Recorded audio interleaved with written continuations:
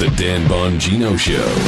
Get ready to hear the truth about America with your host, Dan Bongino. Welcome to the Dan Bongino Show. Producer Joe, how are you today? All systems go, Dan. Ready to go. Yesterday I was talking about this attack coming on the First Amendment. Folks, there is a tidal wave, a storm coming ashore here from the far left, and they are going to use us. They are. They're going to use us to attack, dismantle our free speech rights. They're going to use it through commercial vehicles like Twitter and Facebook, and I'm seeing it already.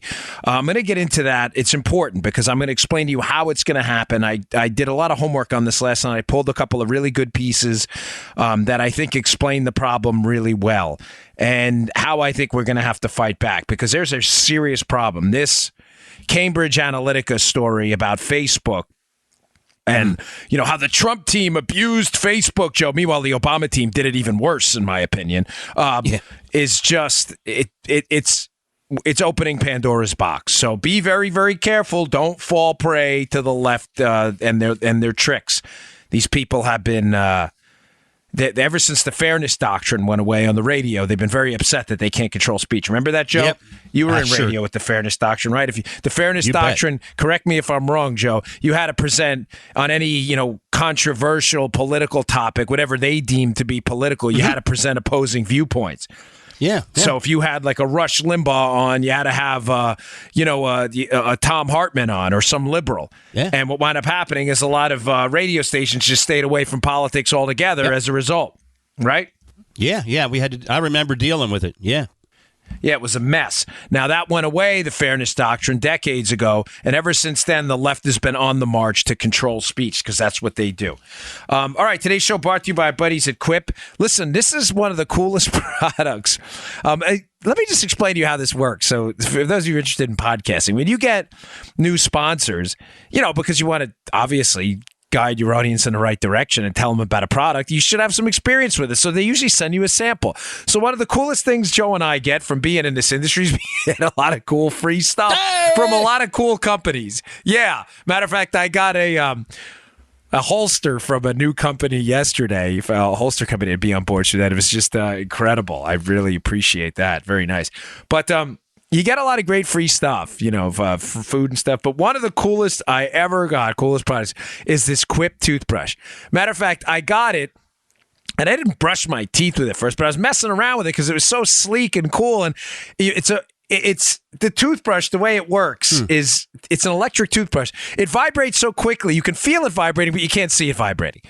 So I'm messing around. My daughter's like, "Can I have that?" And I'm like, "Well, all right, whatever." So she took it and she loved it so much. I went out and bought my own Quip toothbrush, my own money. I probably could have asked the company, Joseph, for another free sample, but I didn't want to be a cheapo. It is the coolest product out there. It feels like a power washing for your mouth. I'm not kidding. My wife is inside. If she could hear me, Paula, am I making this up? I said, listen, see? She's like, no, he's not making it up. I said, you have to buy one of these. You have to buy one of these. It's not even like the dentist's office feeling. It's even better. I haven't even got to it because this is such a cool product. Listen, when it comes to your health, brushing your teeth is one of the most important parts of the day. Quip knows that. They combine dentistry and design to make a better electric toothbrush. Quip is the new electric toothbrush that packs just the right amount of vibrations into a slimmer design at a fraction of the cost of those bulkier traditional electric brushes. And guiding pulses alert you when to switch sides. It's pretty cool. It tells you when to switch. It's so cool, making brushing the right amount of time effortless. Quip also comes with a mount that suctions right to your mirror and unsticks to use as a cover for hygienic travel anywhere, whether it's going in your gym bag or your carry-on. And because it cleans your mouth, it should also, and because the thing that cleans your mouth should also be clean, Quip's subscription plan refreshes your brush on a dentist-recommended schedule. This is nice because you don't have to think about it. Delivering new brush heads every 3 months for just $5, including free shipping worldwide, Daddy-O. Yeah. Quip is backed by a network of over 10,000 dental professionals, including dentists, hygienists, and dental students. Buy it, and you'll see why. Most toothbrushes don't get named one of Time Magazine's best inventions of the year, but Quip did. Find out for yourself why. Here we go, folks. Here's what you got to do. Quip starts at just $25, and if you go to Get Quip, that's QUIP, like quit with a P. GetQuip.com/Dan right now. You'll get your first refill pack free with a Quip electric toothbrush. That's your first refill pack free at GetQuip.com/Dan. GetQuip.com/Dan, spelled GetQuip.com/Dan. You will love this thing. It is awesome. I'm serious. All right. There's a storm coming. Yeah. An article in the show notes today I thought sums it up really nice. It's from The Spectator. It's an older article, I don't know, 3-4 months ago. But it is really, really good about the internet storm brewing to control your free speech, folks. It's happening. They are already looking, and they are leveraging Republicans to do it. And as always, sucker Republicans are falling right in line. Now, as I said to you before, once the fairness doctrine went the way of the woolly mammoth, the fairness doctrine, which, as I said to you, basically controlled radio speech because radio stations didn't want to be involved in politics. They had to express opposing viewpoints. Nobody wanted to be the subject of some FCC litigation. And like I told you, Joe was in the business when this went on. Yeah. A lot of radio stations were very hesitant to get involved in politics at all. When the fairness doctrine disappeared from the landscape of terrestrial broadcasting, the explosion of conservative talk radio happened. Because then you were free to put Rush Limbaugh on, and right, Joe, and Sean Hannity and Mark Levin, and you didn't have to put a kooky liberal on the air too, who nobody gave a crap about. Right. Now, listen, liberal podcasting does very well, folks, to be clear. Pod Save America, Pod Save the World, which is done by a bunch of former Obama people. As Joe and I said, I disagree with them. I fight with them on Twitter whenever I can. But I respect their, platform. They can, I'm surprised it does as well as it does because, in general, liberal radio talk shows they don't do very well. Awful. I mean, you remember, Joe, when they tried Air America? That was that liberal talk radio network, and it was an abomination. Exactly. The thing lost money from day one. I know people who were involved in it who are in conservative radio now who shall remain nameless, but it was horrible. Yeah. Air America. Liberals generally did not take to talk radio, but they do seem to be taking to podcasting. And let me just be crystal clear. I have no issue with that at all. I am a big R rights advocate for all platforms, even really dumb ones like a lot of liberal ideas. But go for it. Do your thing. And they've been very successful. NPR has a very successful podcasting network, but we've been successful too. Our show, Ben Shapiro, Steve Crowder, Econ Talk, which I talk about all the time on the show, Andrew Clavin, Michael Knowles. There are a lot of very, very successful, even liberals who are very sane, rational, and good guys like Dave Rubin, who has a very excellent show. And he is definitely not a conservative, but he's a very smart, rational guy who is very respectful of conservative ideas.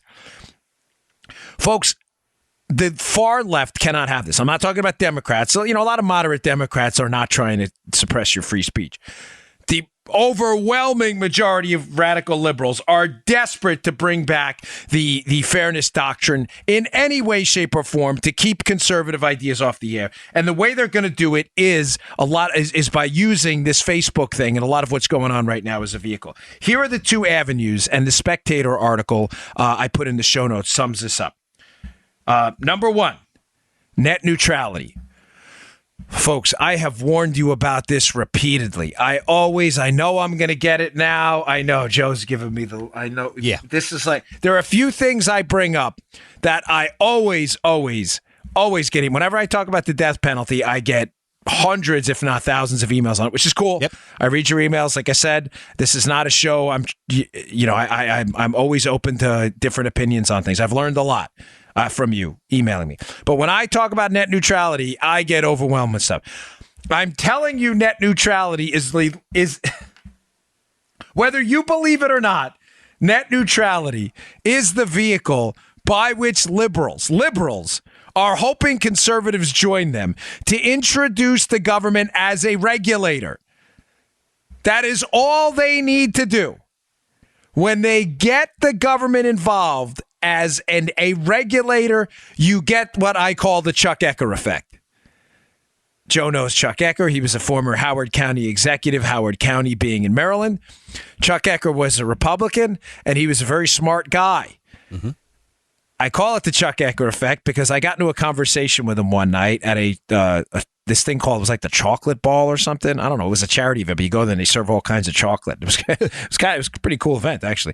And I get into a conversation with him. I was running for office at the time. And he said something to me that changed me forever because it was so brilliant. We got into a conversation about why introducing the government into anything ever is bad. Yep. And how government, once you give them power, it will never, ever, ever go away. Matter of fact, it will grow. And he said to me, Dan, the reason government always grows is because there's no power in yes. There's no power in yes. There's no power in yes. Brilliant. There is only power in government's ability to say no. So whereas net neutrality advocates on the Republican side of the fence, there are some, shockingly, I still can't believe it, will come to the argument and say, well, Dan, this is different. You know, if once we allow the government in, they're going to level the playing field. Do you really want ISPs, internet service providers, to be able to discriminate on? They use, by the way, the terminology of the left, discriminate. We call it pricing, but discrimination's a leftist term. But that's the terminology Republicans will adopt, some of them, to get you to believe in this. They will say, don't you want the government to create a level playing field for companies to be able to broadcast their content over their, the internet service providers who have monopolistic control, which is not true, over the pipes of the internet. And at first it sounds like, oh, okay, that sounds legitimate. Folks, the government, whenever they are introduced into a medium, takes that power and uses it promiscuously over a number of other avenues as well. In other words, what I'm trying to say here, let's say Joe works up at his radio station. At his radio station, the government regulates whatever, the water that comes into the radio station and has some kind of a control and regulatory mechanism over the water coming into the radio station, right? That's right, Dan. That's right, Dan. What Joe doesn't want to do is get on the bad side of the local government through content in the radio station, because all of a sudden the radio station finds itself on the receiving end of a government lawsuit or a government initiative because they're using too much water in violation of the water regulations that the government imposed on the radio station. You're like, wait. Oh, no. Oh, no. By the way, we've had a request to bring back Donnie Brasco and Spider-Man that drops. Yes, just so you know, Joe, there have been people emailing. What I'm trying to tell you, folks, is government power is promiscuous. You may think that the net neutrality debate is about them keeping a level playing field, about what Netflix can charge and what other content providers can charge. That is not what it's about. It's about the government's power to say no. It's about the Yeager effect. Once the government can say no, all sorts of other things start coming into the equation as well, because you have to get to yes. Oh, you're Facebook and you want to build a factory in the United States somewhere to produce Facebook T-shirts. I don't know what the hell it is. You want some kind of federal tax deduction to that? That should have nothing to do with net neutrality. But let me ask you something. Do you really want to be on the bad side of the government, knowing on the net neutrality debate if it's something liberals are pushing and they're in charge? Oh, hell no. Hell no, you don't. Because all of a sudden that tax deduction that's being debated amongst liberals, that tax deduction goes away because you're on the wrong side of a completely, air quotes here, Joe, separate issue, net neutrality. Oh, the Obama administration supports net neutrality, and what? Facebook has a different position on net neutrality? Hey, how about that tax deduction we were talking about for all those factories you were building for Facebook T-shirts in the United States? Yeah, we're going to vote no on that because there's power in no. Bingo. Does that make sense there, Daddy-O? Sure. Absolutely. It astonishes me how many Republicans don't get this. Government has the power of promiscuity and promiscuous power that private entities don't. I have a contract with a pest control guy. I love Florida. It's the greatest place on earth. But one thing about Florida is the bugs here are prehistoric. They are. They eat humans. They are man-eaters. And you sometimes you have to go out there like that Steve Irwin, that crocodile hunter guy, God rest his soul, with a spear to fight off I'm exaggerating, of course. Florida is the greatest place on earth. I recommend highly, if you're a conservative, you move down here. If you're a Northeast liberal, please don't come down here. I'm begging you. Please stay up north and ruin your own states. I'll get to that later. Don't ruin my state now. I love this place. But the bugs down here are, they may suck the blood out of you pints at a time. Who? I have a contract with a pest control company. If I don't like that pest control company and they piss me off, it has nothing to do at all with the landscaper, okay? Right. In other words, if I fire the pest control company, the landscaper, the house painter, whatever it may be, the garbage collection guys, the sanitation folks, they're not going to say, hey, you know what? Next week, we're not picking up your garbage either. As a matter of fact, we're not going to paint your house. Matter of fact, we're not going to send water to your home either. Well, wait, what? They can't do that. Government has a monopoly on force. Government is a monopolistic, near hegemonic power in some respects. Mm-hmm. Government can do anything they want because their powers are so broad. You piss them off in one silo, they get you back in another silo. This is why the net neutrality debate is, to me, is such a big deal, and why I'm thoroughly astonished that Republicans jump on board with this. Now, I hope I'm not losing anybody here because I'm talking about a current events, very specific case. And this Spectator piece that I have in the show notes is fantastic. The fact that it's a few months old shows to you that this is not a new problem either. Cambridge Analytica, which was a company, just to be clear, that used Facebook to assist Trump and their campaign in marketing their campaign during the primaries. They dumped them during the general election, which makes the story, by the way, even more embarrassing for the left that's trying to make this some huge scandal. They are going to use this again to advance a net neutrality agenda that's going to be used to introduce the government as the supreme regulator. And once they regulate and get the landscaping contract for your house, everything's in jeopardy too. The water coming to your house, the pool guy who services your pool, the fertilizer guy who fertilizes the trees in your house, they're all in jeopardy because the government controls all of them. Do not fall prey to this. That is tool number one to bring back the ideological control over the idea space that they lost with the advent of Fox News on cable and with the dumping of the fairness doctrine. You see what I'm saying, Joe? Yeah. They lost control of the space. Right. Liberals shift quickly, folks. I'm going to cover a lot of turf in this show, but it's an important show. Liberals move seamlessly from the political space to the cultural space. Conservatives don't. We focus heavily on, by the way, Andrew Breitbart understood this, and that was the genius of Breitbart, how politics is downstream. But a lot of conservatives don't get this. What liberals lose in politics, and they lose often, they lose governorships, they lose state houses, they lose the presidency, they lose the House of Representatives, they lose the Senate. They've lost all of this. They're not okay with it, but they move seamlessly into the culture space. They engage in culture wars. What I mean by culture wars is they use mediums of mass communication transmission to get their ideas across by controlling them. Yeah. Movies, Hollywood movies. That's why I said to you last week, the importance of going and buying a ticket to that movie. I can only imagine which... Big round of applause. $17.1 million in ticket sales. They anticipated $2 million. Good for you. I bought a ticket, didn't even see the movie. All right. You make those damn Hollywood actors act in our movies. They ain't acting in theirs. You got a liberal message? That movie ain't going to sell. We're going to tell you what you're going to act in. You're going to dance for us. Entertain. Are you entertained? What is that, the Gladiator movie? That's what we're going to do, damn it, because we dance. We have to get better at the culture wars. Why?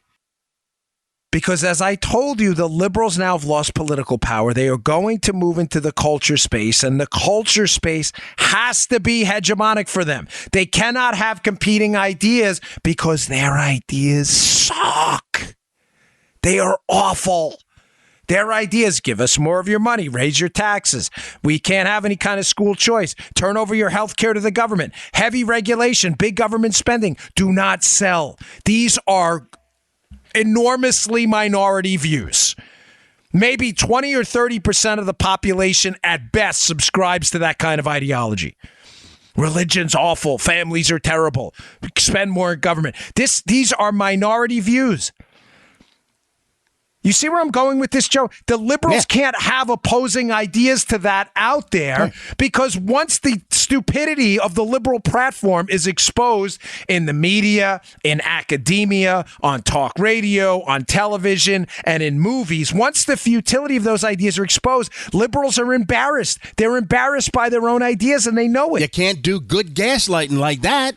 You can't do... Well said. Gaslighting. Lie repeatedly. Isolate people from the truth. Boom! Tell people a myth repeatedly. High taxes are great. High taxes are great. Big government's great. It's a benevolent force. But it only works if you isolate people from the truth. Once people see the truth about the deadly effects, in some cases, of big government in places like Venezuela and other places, once the truth is out there, the collapse of the Soviet Union, what a big, hegemonic, powerful government does, the idea falls apart. So the liberals move seamlessly into the culture space to control the battlefield of ideas. Facebook, Twitter, talk radio, television, movies. They hate Fox News. Why do you think the liberal war on Fox News never ends? It's daily. They have people at Media Matters who sit in their mommy's basements all day and watch Fox News, waiting to be outraged about something any commentator or show host says. I'm not kidding, folks. This is all they do because they have to control the space. That's the culture side of it.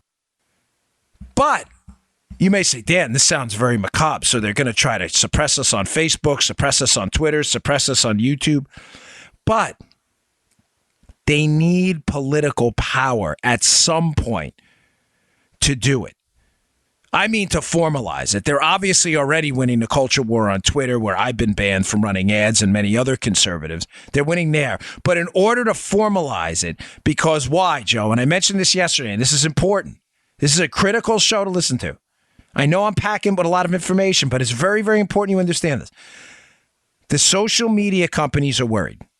YouTube, Twitter, Facebook, these social media platforms and information dissemination platforms, that's what we'll call them. They're concerned about something, Joe. Mm-hmm. They're concerned about lawsuits because they don't want to lose a lawsuit eventually. Now, it's going to be tough. I'm not saying, it's going to be a tough road to hoe, but they don't want to. They want to be protected from any kind of legal and financial liability for doing what they're doing in this widespread ideological war. Mm-hmm. Now, again, it's a private company. They're free to do what they want. I want to be clear on that. But lawsuits terrify these companies. They want to be protected. Because they want to be protected from conservative ideas, because they're liberal companies, Joe. Believe me, YouTube, Facebook, and Twitter, if they could do it tomorrow, would wipe conservatives clean. Yeah, big time. 100%. They could not care any less. They want you out of here, right? But they need to be protected. So at some point, the culture war they're waging, that you conservatives are crazy, you're a bunch of kooky, wacko gun nuts, you're all out of your mind, they want that enshrined in politics legislatively. Let's rewind now back to how we started. Now, does it make sense how they're going to use this? Trump used Facebook to get elected, to bring and haul Facebook up, and they're going to play the victim for a little while. Facebook, oh, look what happened. Oh, my gosh, the Trump team took data. The Obama team did it too. Shh, shut up. Trump team took the data. What are we going to do? Listen, man. Maybe we should really look into this net neutrality thing. And, net neutrality will introduce step one, will introduce the government as a regulator. Once you get them to landscape your property, they control the pool and everything else. And that introduces step two, ding, ding, ding, ding, ding, which is going to be the 1996 Communications Decency Act. What the hell is that? Even Joe's like, huh? What? Huh?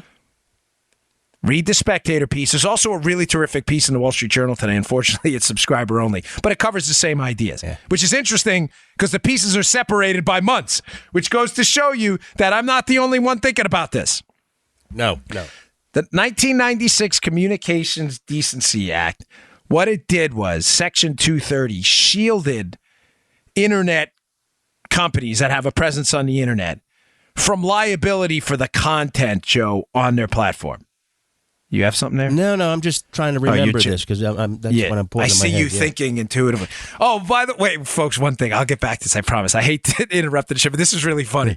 Did you see the email I sent yesterday? Yes, I did. You know how I always accuse Joe of fictitious crimes, felonious mopery in the umpteenth degree, aggravated hibernation in the 42nd degree. I make stuff up for Joe as he's a fictitious criminal. Yesterday, Joe was caught coughing on the show, but Joe has a button there to pot himself down. So what did somebody, Joe? Aggravated coughing aggravated in the 110th degree? Of a potentiometer or something like that. That was great. Joe, poor Joe. He's been arrested for every fictitious crime in the book.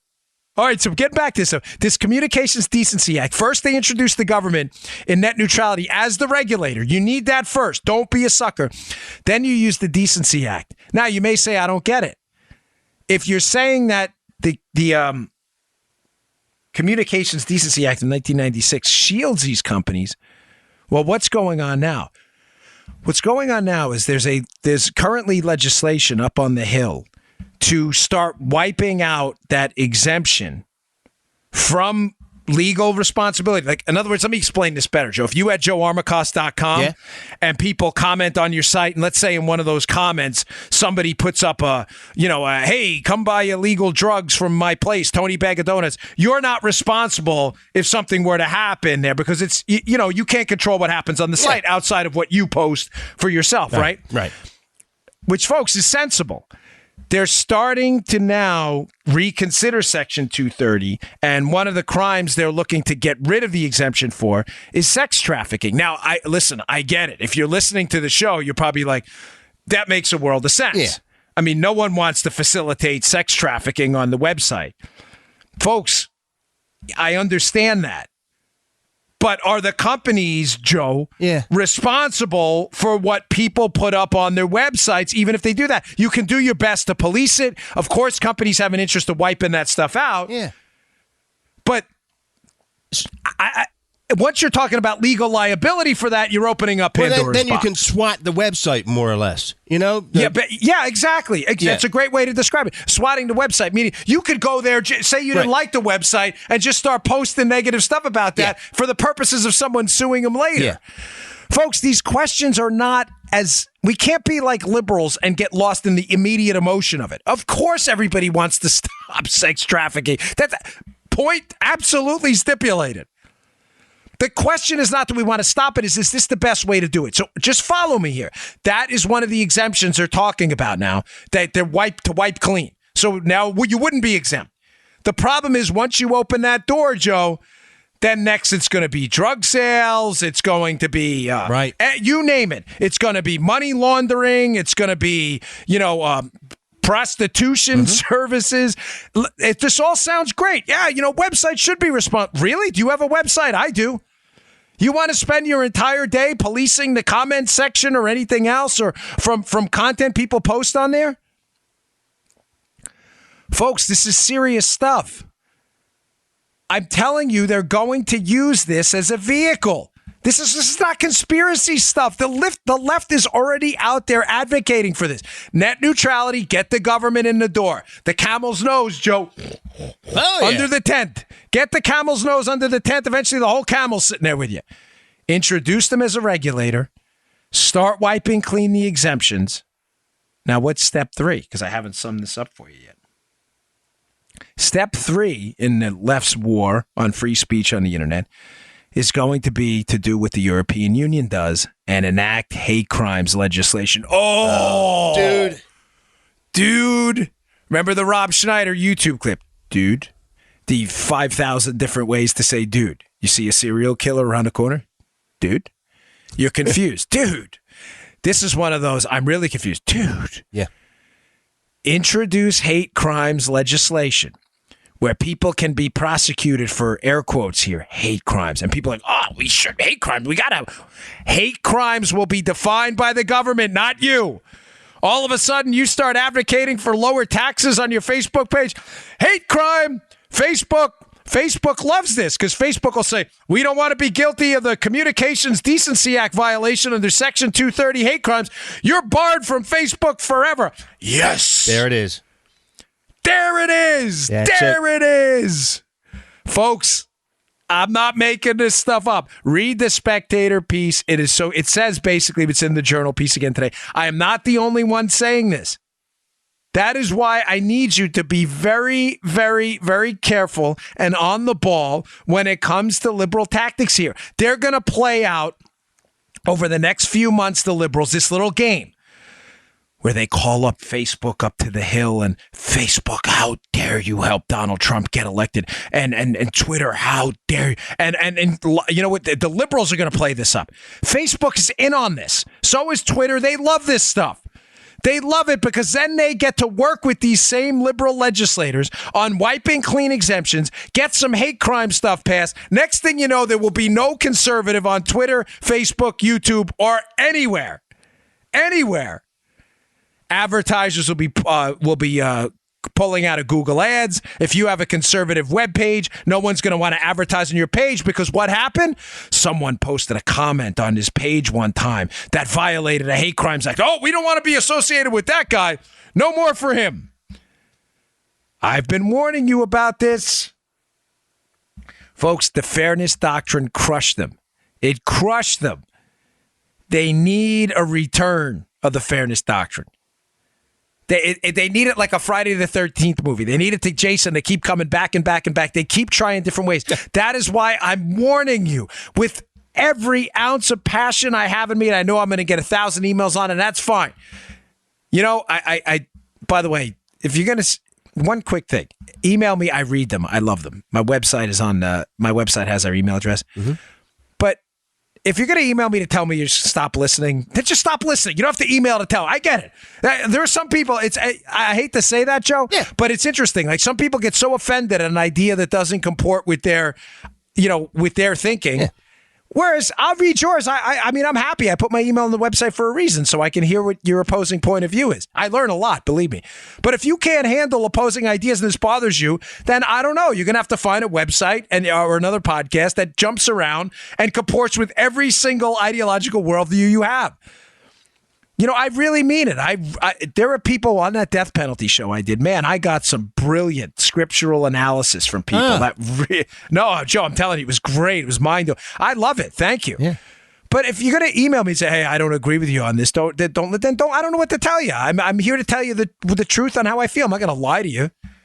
But I am sure of it. Absolutely sure of it based on my understanding of how the left works, that they are using Republicans here. They're using them on the net neutrality debate. They are going to use you on this Communication Decency Act thing. Pretty soon we'll have hate crimes legislation, and Facebook and Twitter will have a reason to boot your cabooses off their platform forever. I've never been more sure about anything. And in case you think I'm making this up, by the way, this war on free speech, there's a case in the Supreme Court being heard today about the First Amendment issue. Now, it's a little different, so the point of that whole opening was the left's war on the First Amendment. The fairness doctrine hurt them. They no longer own terrestrial radio. Right. It was the explosive growth of the Rush Limbaugh, Sean Hannity, Mark Levin generation of talk radio people, which kills them. It kills them because millions of people get opposing ideas. They're going to try to regulate the internet, but this is all a war on the First Amendment. The left hates the First Amendment. Don't believe it for not Democrats. The liberals hate the First Amendment. The First Amendment is a war of ideas. They don't want a war of ideas. They just want their ideas. Case in the Supreme Court now, Joe. NIFLA. It's a NIFLA. It's an acronym for it's an organization that runs these pro-life pregnancy centers where you can go in and get counseling if you're involved in a crisis pregnancy, right? In California, these pregnancy centers that are pro-life were forced to put up signs advertising abortion. Yeah, I remember that. How? Do you remember this case? Yeah. This is in the Supreme Court today. NIFLA versus Becerra, who is the Attorney General for California. I think that the state of California is going to lose badly in this case. You cannot force a pro-life pregnancy center to put up a sign advertising for abortion. They are going to lose badly in this case. But it goes to show you, Joe, the left is not interested in free speech. They're interested in their speech. And if you dare open up something like a crisis pregnancy center to advocate for life, you will be forced to put up their view too. Yeah. And they will try to put you out of business as well because that's what they do. Right. It's going on right now. I'll update you on the case, by the way, but we don't expect, obviously, a ruling in it for a while. But the arguments are being heard today. All right, today's show also brought to you by our buddies at iTarget. I love this product, one of my favorites. It's a listener favorite as well, based on the audience feedback I get. Folks, firing a firearm, God forbid the event you need to do so, you have to be accurate with it. Whether you're a hunter, a police officer, a military personnel, enlisted, an officer in the military, or you're a first-time firearm owner, it's our responsibility to learn how to fire it proficiently and accurately. One of the best ways to do it is what we would call dry firing. Dry firing is safely pulling the trigger on an unloaded weapon. You check it twice, check it 3 times. The way we used to make sure it was unloaded in the Secret Service, you rack the slide on a semi-automatic. You rack the slide to the rear. You look away, you look back again. You look back 3 times. You look and see that safe and empty chamber. Finger probe with your pinky, not with your thumb, to make sure it's empty. And then you dry fire a safely unloaded weapon. And what it allows you to do is pull the trigger, practice your trigger pull, and practice your sight alignment. Sometimes I used to put a dime on the end of the SIG 229 we had.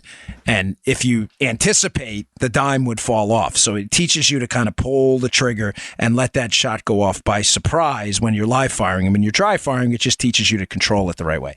This will take your dry fire practice to the next level. Matter of fact, I was talking to a friend of mine yesterday on the phone who's assisting me in writing a book, and she's like, "Listen, I'm angry at you." I'm like, "You are?" She goes, "No, I'm very angry." I'm like, "What did I do?" I thought she was serious. She goes, "That iTarget thing," and I'm like, "Oh, what is she going to tell me?" She goes, "My husband won't put it down." I'm dead serious. This thing is accurate. It's like a video game for you, but it teaches you how to fire proficiently. What do they do? They'll send you a laser round. You put it in the firearm you have now. You don't have to make any manipulations. You don't have to do anything to it. When you pull the trigger on your dry fire, it'll drop on this laser round, and it'll emit a laser onto a target, and it'll show you where the rounds would have went. Go pick this up today. It's a great way to really take the proficiency of your firearm accuracy to the next level. Go to itargetpro.com.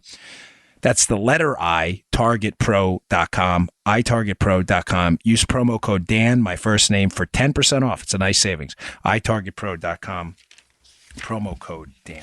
Okay. Quickly on the Austin bomb, the Austin bombs, I should say, at this point. It looks at this point to be a serial bomber. Yeah. But yesterday on my NRA TV show, which airs nightly at 5:30 p.m. Eastern Time at NRATV.com. It's on Roku and Amazon Fire as well. Please check it out. Thank you for all the feedback on it. I do interviews, which Joe and I don't do as a matter of practice on this show. We may one day, but especially if we find someone interesting, I find talking to Joe more interesting than talking to a lot of other people. But I had, I don't say this often because I don't want to cross-contaminate the shows. I try to do different shows for both. I had an interview yesterday on NRA TV, Joe. Yeah. The show is there at the website. You can see it, yesterday's show, which blew me away. My wife was like, "That's the best interview you've ever had." I had Johnny Joey Jones, who is an American patriot and a hero, United States Marine Corps veteran, bomb technician, tragically stepped on an explosive himself and was injured quite horrifically. But you will never meet a more optimistic, positive guy who left literally portions of himself in an overseas battle zone fighting for our flag. And he talked about this Austin bombing and told me some things that just blew me away, describing how, mercury switches and anti-disturbance devices and tripwires, and how this is a really sophisticated bomber, and how the investigation will proceed afterwards, and how everything from fingerprints, fingerprints don't vaporize in these things. They can still pull fingerprints off of these things. It's a fantastic interview. I don't mean to do a commercial for my other show, folks, but it's really, really good. Go check it out if you can at NRATV.com. We started at about the 10-minute mark of the show. It is really illuminating. And this Austin bombing thing is really troubling. And right now, forget the motive right now. Let's just get the guy. We'll get to the motive later. All right. This is one of those stories that really upset me. I don't mean to kind of leave you in a bad mood, but I was reading this story at the Wall Street Journal today about the Obamacare. And I know, some of you are like, oh, we still talking about this? This story's about Obamacare, Joe, but as always with liberals, it's really not. And I took a note on this. You know what this story's about? It's about no guts. It's about no heart. And it's about preying on ignorance. What is going on right now with Obamacare? This story's really going to upset you. So get ready. All right. There's a big debate going on with these spending bills in Congress they're getting ready to pass over cost sharing versus tax credits. Let me make this simple for you because I hate when people make stuff boring. The way Obamacare was designed was tactically brilliant. Sick, tragic for us, legislatively horrible, but it was brilliant. They did things in Obamacare that they knew cowardly Republicans would always be afraid to fight back against. What do I mean? They instituted in Obamacare unconstitutional cost-sharing payments. And what these cost-sharing payments are, Joe, they are basically payments from the United States government to health insurance companies to offset out-of-pocket costs for low-income folks. So if you're a low-income, let's say Joe was, which he's not, but let's say Joe was poor, didn't have a lot of money. Yeah. And Joe signs up for an Obamacare plan, an Obamacare compliant plan. If Joe's out-of-pocket costs for that plan are, say, $5,000 a year and Joe doesn't have it, if the insurance company offsets that to a degree, the government will pay back the insurance company. Okay, does that make sense? Yeah. Yeah, it's a scheme. I see the look. Joe's giving me the look. I'm not. It's a horrible scheme, but that's what it is. Government pays insurance companies offset some of the costs for their low-income consumers. Now, there are tax credits in Obamacare as well. The tax credits are you get basically a government payout to buy an Obamacare plan, even if you are middle class and above, if the costs go up as a percentage of your income. As the costs go up, you get more money to the government to pay those costs. So the way they set this thing up is tactically genius. There's a big fight going on right now. And if I lose anybody, of course, Joe, got to stop me. But will do. There's a big fight going on. The government now is proposing, and Republicans included, are proposing $30 billion to pay to the insurance companies for these cost-sharing payments, to pay off insurance companies, to pay off lower-income people. That's bullshit. That is. But it's happening right now. And it's happening. It's going on right now. Now, keep in mind, it was $5 billion. Now it's up to $30 billion. Now I'm going to confuse you. Get rid, Joe. You know what this is? Did you play baseball at all? Yeah, a bit. This is the hook. Okay, this is the curveball. Yeah. You see that? I see it. It's fastball. This is the curveball. Yeah. When you can see the side of the wrist, it's the curveball. Yeah. You see the front of the palm, it's the fastball. Okay, this is the curveball. Liberal groups, I didn't say that wrong. Liberal groups oppose these cost-sharing payments. Wait, what? This is a big one. I'm dying. You hear that, Elizabeth? I'm coming to join you, honey. I saw him going around for the soundboard. I'm like, I know what he's doing. I could tell. He was giving me the motions there. The Red Fox heart attack. They actually oppose it. Now, that makes no sense if you're a regular listener to the show because liberals love the government spending money anywhere. I mean, that's why would they oppose cost-sharing payments to insurance companies? Well, the reason they do, Joe, is because they set it up in such a way that if those cost-sharing payments are made, insurance companies can keep their premiums down, the premiums they charge you.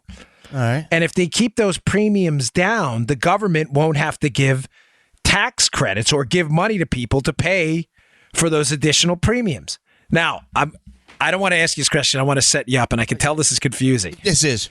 But I'm going to ask my listeners for a second. I'll ask you a simple one. All right. Liberals, do they want to spend more or less government money? They'd like to spend government money. I'd say they want to spend more. Right, yeah. more. It's not a trick, I promise you. Right. Liberals want to spend more. Yeah. So what do you think, Joe, spends more government money? Spending money on cost-sharing subsidies or spending money on tax credit subsidies? What do you think spends more? If liberals oppose, if liberals oppose cost-sharing and prefer tax subsidies, which one do you think spends more? Tax credits. Yes! Yep. Bingo! I'm not messing with you. Yes, that's why they oppose cost sharing. The Obama administration set this up. So win, double-barreled middle finger. Win, you lose, double-barreled middle finger, you still lose. When the taxpayers lose $30 billion, they lose $50 billion. You get the genius of these guys? Wow. Yeah. Now, you think I'm making this up? Here's a quote from the Wall Street Journal piece. There's Joe coughing again, although you didn't hear it. Poor guy's dying there. This is from the Journal. They're talking about this week's government spending bill. The question is whether a deal can move as a part of this week's government spending bill, and the politics aren't hard to understand. Health insurers, listen to this sentence. This is going to piss you off mightily. Health insurers are telling Republicans, what is this, a threat, by the way? That without cost sharing and reinsurance payments, they're going to announce huge premium increases right before the midterms this fall. House Republicans, and I'm improvising here, cowards, are thus looking for a quick fix to lower premiums and are holding up the Senate for the $30 billion in reinsurance. What a freaking scam. So now health insurance companies are saying, hey, Daddy-O, here's how this is going to go down here, okay? You're going to give us that $30 bill, like Tommy Two Times from Goodfellas, right? Or Joey Two Times, whatever his name was. They have this is like a mob hit, like a shakedown here, right? Yeah, you want to put that sanitation contract outside of our network here? Yeah, good luck. I hope your shop doesn't burn down. So you're going to give us this $30 billion in cost sharing, or not only are we going to hike premiums right before the midterm to double barrel middle finger, you guys, right? Not only are we going to do that, you're still going to wind up paying more for the tax subsidies you have to give people to pay for those increased premiums. Is that not ridiculous? I know. Is that berserk? Yeah. It is. This is an abomination. Wow. Now, I've been following the reinsurance plan and cost sharing for a while. Those of you regular listeners, we've done, 20, 30-minute segments on this. But now let me turn back to how I started this. I started this by telling you that I wrote in caps here. This is not a story about legislation. It's not even a story about cost sharing. It's not a story about tax credits or Obamacare. It's a story about no guts and no heart and preying on ignorance. You know what they should tell these? One, Obamacare is clearly a disaster. We get that. Why can't these legislators just grow some nerves once in a while? Really, grow a spine and a backbone. Get out in front of the American people and just explain this to them in common sense terms, how they're all being hoodwinked by Democrat hijinks. This is a scam. It's a ransom scam. These insurance companies now have us by the you-know-what, because that's right. That's exactly how it would sound. Through these payments. Here's what they want from us, folks. They're demanding a $30 billion payout of your money, or they're going to hike your premiums. You know what? We should call their bluff. Don't you think, Joe? Call their bluff. You wanted Obamacare? You love this? We're calling your bluff. We're not giving you $30 billion of our money, and we're not giving you the tax subsidies either. All right. How about that? Well, you may say it's part of Obamacare. They would have to get rid of that legislatively. But go ahead. Raise premiums. We're not, because either way we lose. Either we pay you our tax money or we pay you premium money. Either way, it's our money. Why doesn't anybody have the to go out and say this? They're cowering in fear. Oh my gosh, if we don't give them the payments, they're going to raise premiums.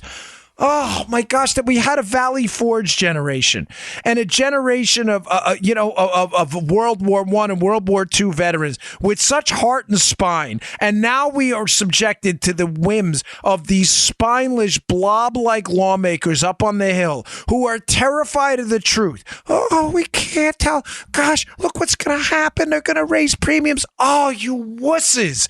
Will you just tell the truth for once? Just keep voting to get rid of this thing. Let the Democrats vote again. Take a bill up to get rid of Obamacare every day from now to the election.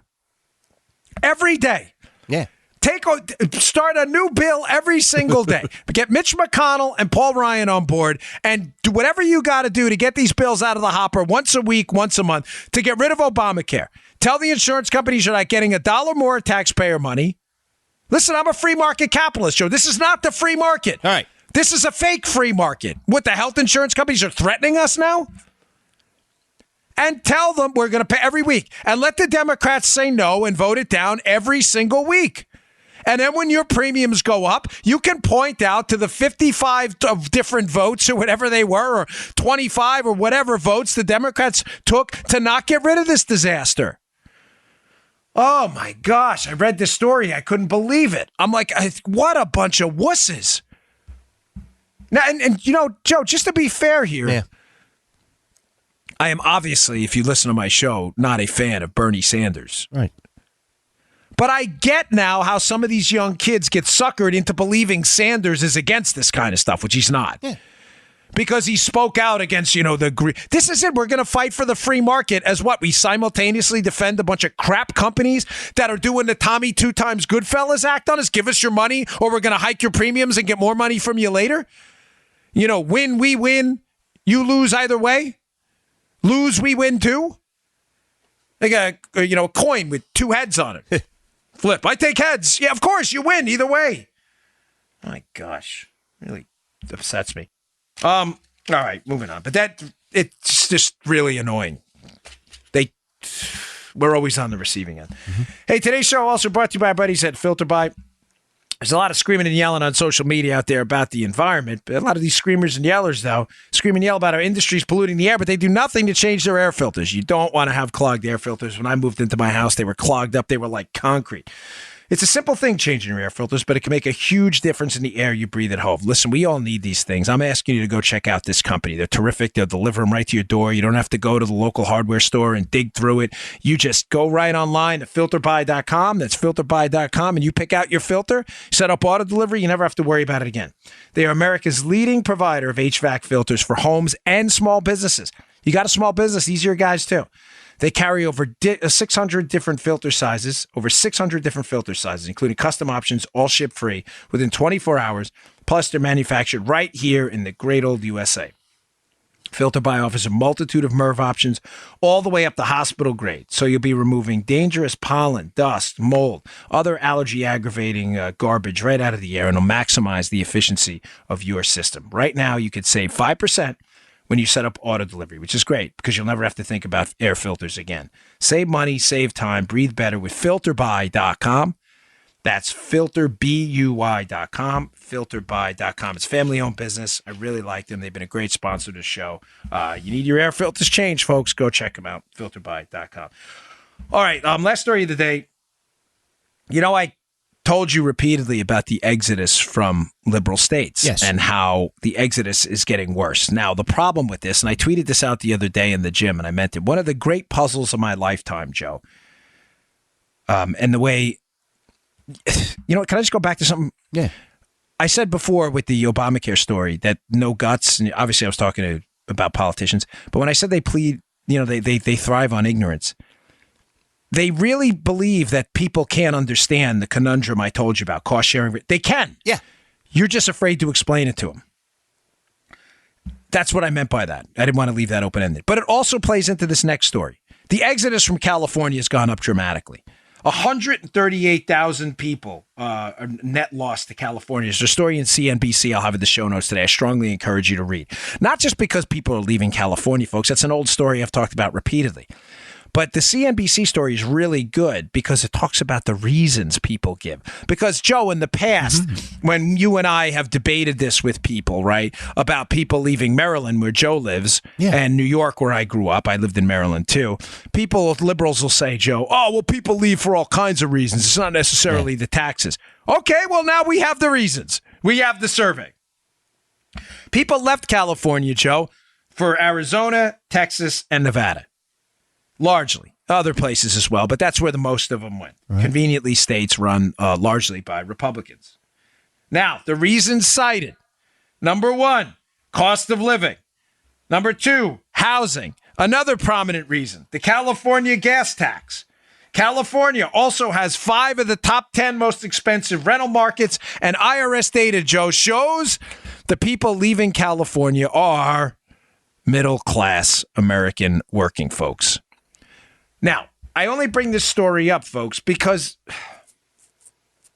do you understand how this story entirely refutes the liberal premise that, 1, they're in it for the little guy, and 2, their economic vision is an economic vision for the middle class? The middle class are leaving. Read the CNBC piece. If what you're saying is true, in this bastion of liberal values, California, where you are virtually unchallenged by any conservative, anywhere at the statewide level, there are small pockets of conservatism at best in California. At best.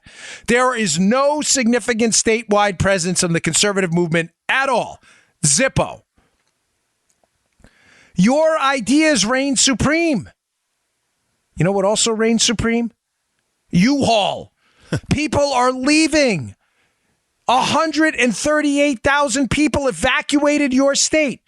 So I tweeted out in the gym the other day, one of the great conundrums of my lifetime, something that's always puzzled me, is how, at least on the East Coast, Northeasterners move down here to Florida, where I live, and have for the last 3 years, and then vote Democrat as they simultaneously complain about the same Democrats who ruin the states they live in. I don't get it. I don't understand why you wanted to escape hardcore liberalism in action to go and vote in hardcore liberalism down in the states that doesn't practice it because you believe that state that doesn't practice it provides a better life for you than the state that does. Does that make any sense? So liberals, you're supposedly in it for the little guy who can't afford a house, can't afford to drive his car for the gas tax, and can't afford to live. Cost of living. Living, C-O-L.